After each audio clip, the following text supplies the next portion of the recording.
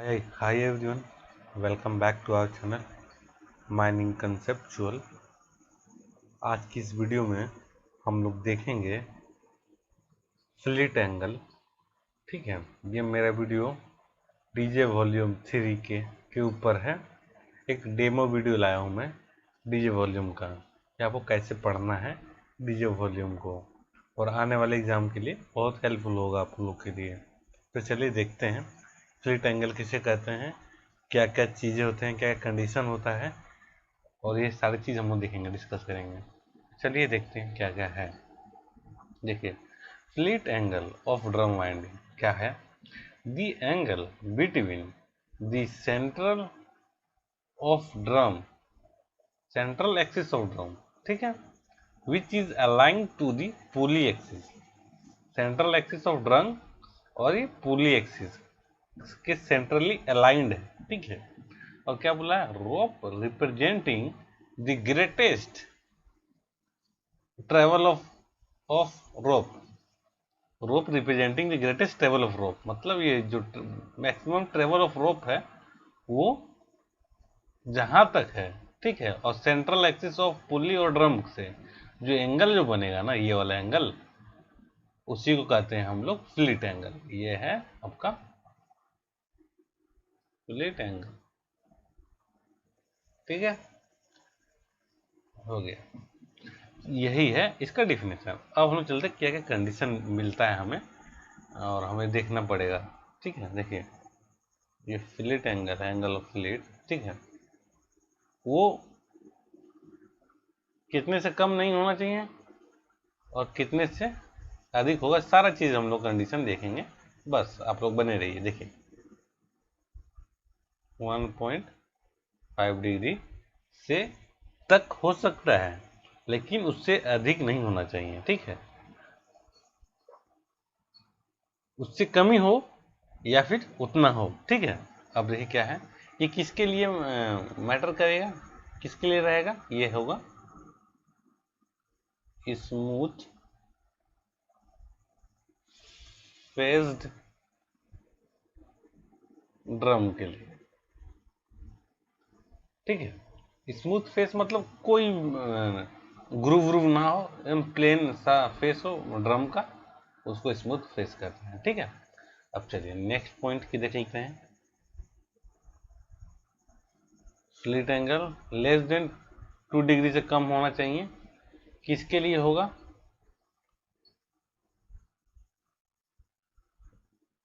Grooved drum के लिए। चलिए, तो आप लोग बोलेंगे सर ग्रूव्ड क्या होता है? ग्रूव मतलब देखिए ना, ऐसा ड्रम रहेगा, ठीक है, ये वाले ड्रम है, उसमें ग्रूव बना रहेगा कि इसमें वायर जाए, इस तरह हर एक वायर लाइनिंग के लिए ग्रूव बना रहेगा, तो उसको ग्रूव ड्रम बोलते हैं, ठीक है। तो जो स्मूथ फेस ड्रम होगा ना, उसके लिए स्लिट एंगल क्या होगा? 1.5 डिग्री के इक्वल या उससे कम। लेकिन जो ग्रूव ड्रम पे आएंगे तो ग्रूव ड्रम का स्लिट एंगल क्या होगा? 2 डिग्री से कम होना चाहिए, ठीक है। चलिए अब चलते हैं हम लोग नेक्स्ट क्या है कि मिनिमम कितना होना चाहिए, समझ रहे हैं ना, मिनिमम।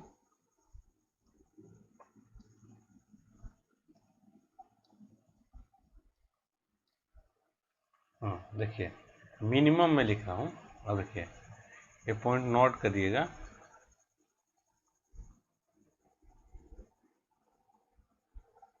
मिनिमम स्लिट एंगल क्या होगा?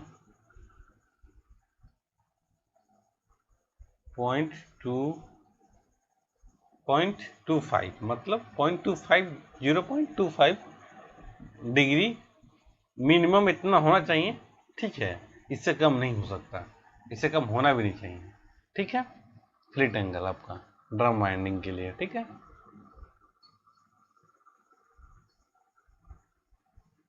अब चलिए, अब हम लोग चलते हैं, ये सारे कंडीशन है, ये सब सारे कंडीशन बेसिक टू एडवांस में बता रहा हूँ डीजे वॉल्यूम का। जो सरदार के बच्चे हों, ओवरमैन के बच्चे हों, और जो गेट के भी तैयारी कर रहे हो, उनके लिए भी हेल्पफुल है, ठीक है।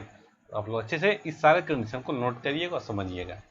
तो चलिए हम लोग आते हैं आगे। नेक्स्ट पॉइंट पर हम डिस्कस करेंगे। ठीक, नेक्स्ट पॉइंट क्या है, देखिए मेरा नेक्स्ट पॉइंट नोट करिएगा, इस पर क्वेश्चन बनते हैं, आप लोग ध्यान दीजिएगा। If slit angle is greater than 1.5 degree, अगर 1.5 डिग्री से अधिक हो गया स्लिट एंगल, तब क्या होगा। इस सब पे अब देखिए एडवांस आने वाले समय में ये सब क्वेश्चन बनेंगे। देखिए पहला क्या होगा, कंडीशन क्या होगा, अगर स्लिट एंगल 1.5 डिग्री से अधिक होगा तो क्या हो जाएगा। देखिए एक तो क्या होगा, देखिए पहला पॉइंट क्या है, क्वाइलिंग विथ गैप्स, मतलब क्वाइलिंग होगा लेकिन गैप आ जाएगा उसमें। दूसरा पॉइंट देखिए क्या बोलता है, हाई एवरेशन होगा टू रोप को एंड पुल्ली को, मतलब फ्रिक्शन ज़्यादा होगा लगेगा उसमें आपको खींचने में, और वी एंड टीयर ज़्यादा होगा, वायर का खराब होने के चांसेस ज़्यादा होगा अगर स्लिट एंगल 1.5 डिग्री से अधिक होगा तब। अब चलते हैं हम लोग नेक्स्ट पॉइंट क्या बोलता है इसका। देखिए नेक्स्ट पॉइंट बोलेगा आपको, if slit angle is less than 0.25 degree, अगर इससे कम हुआ तब क्या होगा। देखिए इससे कम अगर हुआ ना 0.25 डिग्री से स्लिट एंगल, तब हमारा क्वेश्चन बनेगा, ये बनने वाला है, ये बन सकता है फ्यूचर में आने वाले एग्जाम में। क्या होगा, rope can't be pulled easily, rope can't be pulled easily, rope को हम लोग इजिली खींच नहीं पाएंगे। ठीक है, ये हो जाएगा। और दूसरा क्या रहेगा पॉइंट कि क्वाइलिंग विथ ओवरलैपिंग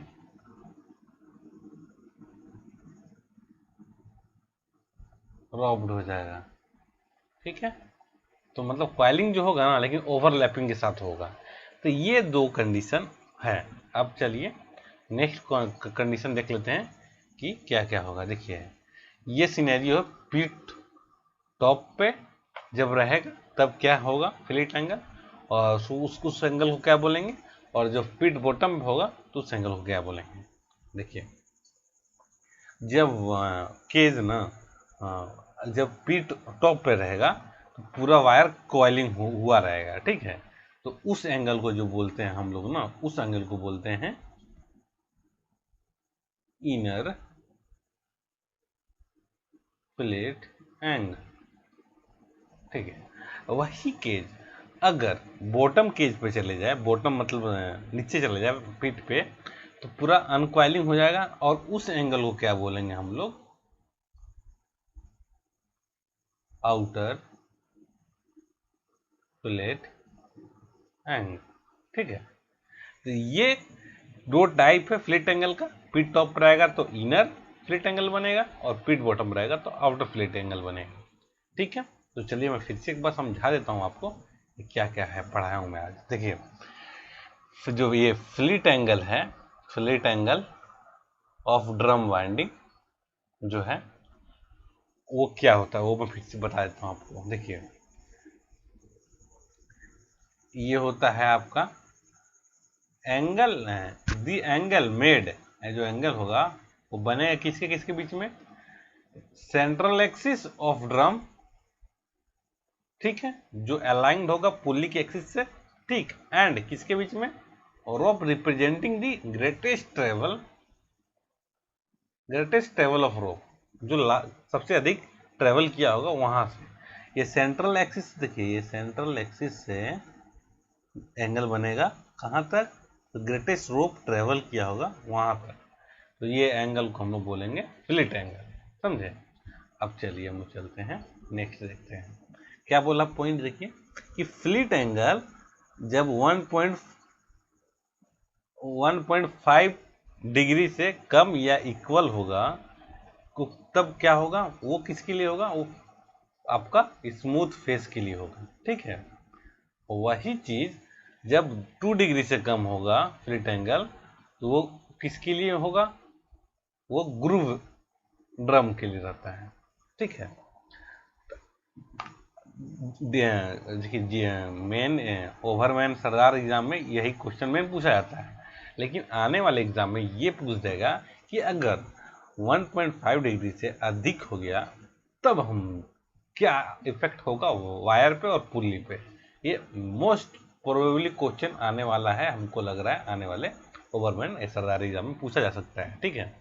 और ये भी एक क्वेश्चन अच्छा पॉइंट है। देखिए ये मिनिमम कितना होगा फ्लिट एंगल, आप बोल दीजिएगा 0.25 डिग्री होगा मिनिमम, इससे कम नहीं हो सकता ड्रम वाइंडिंग के लिए, ठीक है। अब हम लोग चलते हैं नेक्स्ट, क्या बोला है नेक्स्ट क्वेश्चन देख लेते हैं हम लोग, नेक्स्ट पॉइंट देख लेते हैं। देखिए ये पॉइंट क्या बोल रहा है, देखिए अगर if fleet angle is greater than 1.5 degree, अगर फ्लिट एंगल 1.5 डिग्री से अधिक होगा ना तब क्या होगा। देखिए पहला क्या होगा, क्वाइलिंग विथ गैप होके क्वाइलिंग होगा, ठीक, ड्रम पे। दूसरा क्या है, हायर एब्रेशन हो जाएगा, abrasion to rope and pulley, rope and pulley को पूरा एब्रेशन आएगा, मतलब वियर एंड टीयर आएगा, रोप खराब होगा, पुल्ली भी पूरा ज़्यादा फ्रिक्शन क्रिएट करेगा। देखिए ये क्वेश्चन है ना इम्पोर्टेंट है, इसी पे आपका आने वाले टाइम पे क्वेश्चन बनेगा, तो इसको अच्छा से आप लोग नोट कर लीजिएगा, ठीक है। और इस पॉइंट को भी, ये भी इम्पोर्टेंट है। देखिए ये पॉइंट क्या बोल रहा है आपको कि if fleet angle is less than 0.5 degree, 0.25 degree से अगर कम होगा तब क्या होगा। देखिए पहला पॉइंट क्या है, rope can't be pulled easily, rope easily pulled नहीं हो पाएगा, खींच नहीं पाएंगे हम लोग रोप को। और दूसरा क्या पॉइंट बोलता है ना, coiling with overlapping of rope, ठीक है, ओवरलैपिंग के साथ रोप पर क्वाइलिंग होने लगेगा, मतलब ड्रम पर ना ओवरलैपिंग के साथ रोप चढ़कर होगा, मतलब मुड़े क्वाइल होंगे, ठीक है। अब देखिए ये टाइप ऑफ फ्लिट एंगल होता है, ठीक है। तो देखिए जब क्या होगा, जब पीठ टॉप पे रहेगा ना तो उसको हम लोग क्या बोलेंगे, angle of inner fleet angle बोलते हैं, ठीक, जब पूरा वायर आपका क्वाइल किया रहेगा, ठीक है, तब के सिनेरियो में। अब पीठ बॉटम जब रहेगा, पीठ बॉटम में तो उसको बोलेंगे आउटर फ्लिट एंगल बोलते हैं हम लोग। तो जब केज नीचे चला जाएगा और सारा वायर खुला रहेगा, तब जब अनक्वाइल रहेगा तब बोलेंगे हम लोग इसको आउटर फ्लिट एंगल बोलते हैं। ये दो टाइप के फ्लिट एंगल हैं, ठीक है। ये दो इंपॉर्टेंट है, आने वाले एग्जाम में पूछे जा सकते हैं, आप लोग इसको नोट कर लीजिएगा। और ये पूरा फ्लिट एंगल का डेफिनेशन के साथ में आपको समझा दिया है, ठीक है। तो इसी तरह आपको पढ़ना है आने वाले समय के लिए। ये डीजे वॉल्यूम 3 का एक डेमो वीडियो था, जो मैं बोला था आपको कि मैं वीडियो देखकर आपको समझा दूंगा कि कैसे आपको पढ़ना है, ठीक है। तो आप लोग इसी तरह माइनिंग कंसेप्चुअल के साथ जुड़े रहिए। और आपको ये वीडियो कैसा लगा आप कमेंट में कमेंट करके बताइएगा, जिससे हमको भी समझ में आए कि मेरा पढ़ाए हुए आपको समझ में आ रहा है कि नहीं। तो ठीक है, thank you for watching mining conceptual.